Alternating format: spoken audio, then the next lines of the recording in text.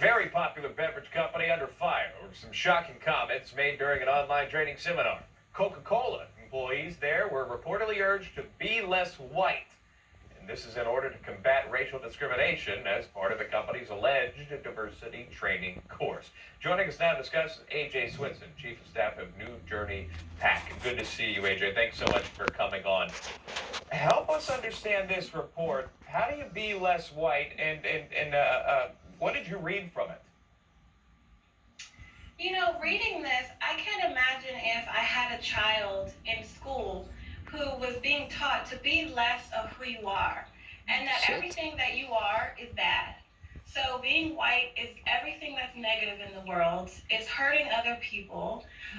That's a really racist idea. If you were to put a headline to say, be less black, you know, people would be rioting in the streets. And although I don't think they're necessarily equal statements, I do think that it's a really dangerous idea to teach young white kids. It's almost as if you're teaching them self-hate. And it seems as if because black people feel for so long, a lot of these anti-racists feel, oh, well, America taught us to hate us. So we want to teach white people to hate themselves. That's the way it appears to be to me. You're not alone on that. Many feel that way. And again, we showed pictures of the slide, okay, that was leaked. And I'm going to read some of it of how to be less white. This was imposed of how to do so, the tips. Be less arrogant. Be less certain. Be less defensive. Be more humble. Listen, believe, break with apathy, and break with white solidarity.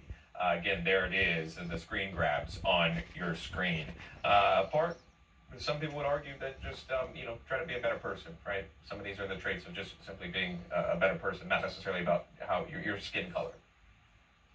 Yes, I mean, this Black History Month, we should be focusing on the words of Martin Luther King, not to judge people by the color of their skin. This reminds me of the recent scandal that happened at the African American Museum here in DC, where they put up all these things saying this is white supremacy, being on time, being polite, using grammar.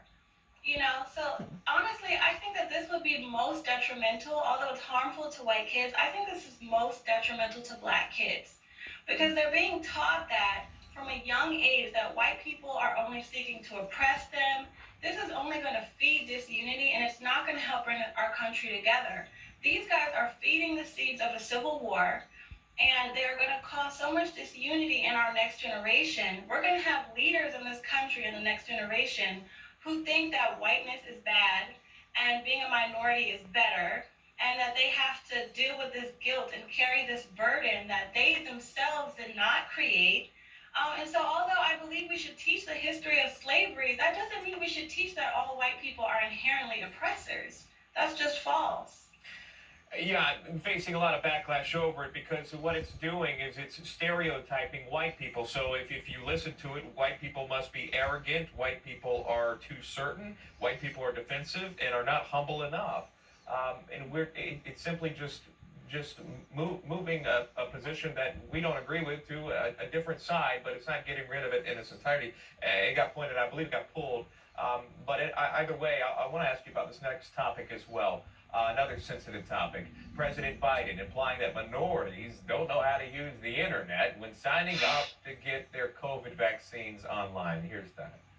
The other portion is a lot of people don't know how to register. Not everybody in the community, in the Hispanic and the African American community, particularly in rural areas that are distant and or inner city districts, know how to get online to determine how to get in line for that COVID vaccination. The president made the remarks some viewed as insensitive during that town hall event on CNN last week. I'm curious what you made of the comments because he points out only African Americans and Hispanic minorities and inner city, very specific communities that wouldn't know how to operate the internet. This is a word to Joe Biden and liberals. Black and Hispanic people go to Walgreens. We use the internet. This is the paternalistic view that the liberals have of minorities. We need to take care of them. We need to provide for them. They can't figure out how to go online. Oh no. You know, this is really depressing for me. All that African Americans have done in this community. President Donald Trump said that Black people built this country, and he talked about the Black contribution to America. What do we have on the reverse from Joe Biden? Oh, we need to help Black people. Black and Hispanic people need us. They don't know what they're doing. He's made so many comments that show his true feelings about Black people. He said, oh, poor kids can be as smart as white kids. I mean, the list goes on of all the different dumb things that he said. The former governor of New York, Mario Cuomo, called him the dumb blonde of the party.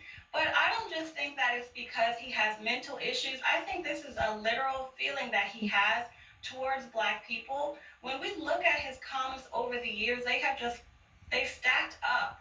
And it doesn't look good for Joe Biden. And no Black person should think that he cares about their needs or that he is truly in their corner. And he can talk about equity and all these other catch words that liberals are using right now, but he doesn't care. And he thinks less of us than he does of white people, and that's a fact. These are sensitive topics, so when I tell you thank you, I sincerely mean that, AJ Swinson, for coming on and shedding light on this, because it does need to be talked about. All It sides. does. Yeah. Thank you. You got it. All right, take care.